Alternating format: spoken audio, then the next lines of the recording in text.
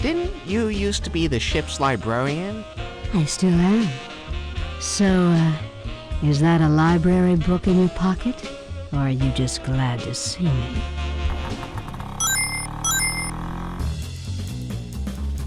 Porn. It's over a $3 billion a year industry, and that industry doesn't just make up movies. There are books, anime, online artists, and of course, video games, or visual novels if you want to get picky about semantics. While the video game porn industry in Japan has been strong for over 25 years now, this really hasn't been the case in the Western world. There are a few reasons for this. Outside of America being a bit more on the Won't somebody please think of the children? Side of things when it comes to sexuality, there are a few other reasons as well.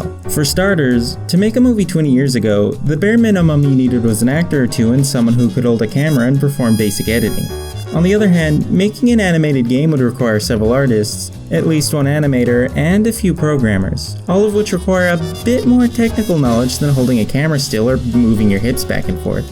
You could also expect someone with decent programming or animation skills to be able to find a job that not only pays better, but probably looks a bit more dignified to the outside world. On top of all this, you have the fact that most places in the West wouldn't even be willing to sell adult games anyway. While most video stores were willing to have an adult section, there's no way a GameStop, even today, would be willing to sell a copy of something like Bible Black or Rate Play. And of course, there's no way a company like Nintendo or Sony would license that game to be played on their console, unlike your old VHS player, which will just pretty much play anything you give it. So even if you created a game, you probably couldn't sell it at many stores. These issues didn't affect Japan as much, however. Animators in Japan are willing to work for quite a bit less than what would be considered minimum wage in most first world nations. This means you could and still can hire many artists and basic programmers for pretty cheap. Many stores also didn't have the stigma against selling porn games either since, it's Japan and all.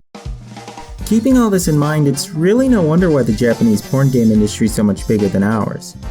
Despite these limitations though, you've still got a few games coming out of the cracks. One classic example would be Lula the Sexy Empire, a game where you make pornographic movies since even those devs knew the movie industry was more glamorous.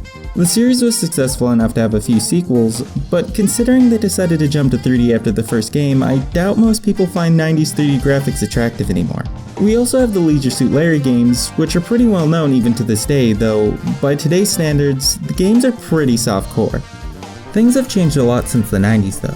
With the rise of the internet, the requirements for creating content is lowered across the board. Now webcams can replace cameramen, and you no longer need a publisher or traditional stores to sell your porn. For example, artists can now sell sexy commissions directly online to buyers. And presto, it is a girl with a penis. Or make animations for websites. This has created a decently sized market of buyers and sellers. Of course, once you're able to draw and create animations, a simple game in Flash isn't that much harder. During the first half of the 2000s, you could see a lot of sites like Newgrounds host a lot of basic pornographic Flash games. Honestly, their art wasn't of the highest quality, and as far as the gameplay went, it was basically just clicking on random things until the woman would take her clothes off. But considering the vast majority of these games were made by young animators creating this stuff for free, it's hard to complain too much.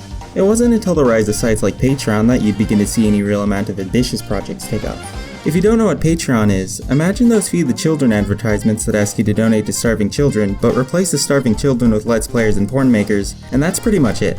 As you probably already know, most people online aren't willing to pay for porn, but strangely, a lot of people are willing to donate for it. Patreon is what funds many adult games these days and is behind quite a few success stories. Some examples would include Princess Trainer, a management game where you train a princess. For sex, of course. Behind the Dunes, a game based around the Dune novels where you collect spices from local tribespeople and have sex with them. And Monster Girl Island, a game where you make friends with monster girls. Oh, and you have sex with them. So far, this might sound all good and dandy, but just like Kickstarter and any other platform where you donate to unfinished projects, for every success story, there's bound to be a few failures. And it's not just that either. Because of the sudden rush of money to be had and the lack of quality control on Patreon's part, there are more than a few people who realize they can make a quick buck by just stealing content from other creators and calling it their own thing. Right now, the adult video games market is on shaky grounds. Outside of the general risk involved in donating to an unfinished project, all it would really take is Patreon to decide they no longer want to support adult content, and the already small market would pretty much collapse. Japanese devs are safe from this because they have popular online stores to sell their games both physically and digitally. There's no knowing if Steam will ever be willing to sell adult games, but to fill the possible market, the site, hopefully I'm pronouncing this right, Nutaku, launched and is dedicated to selling adult games digitally. Now, who knows if it'll actually take off or not.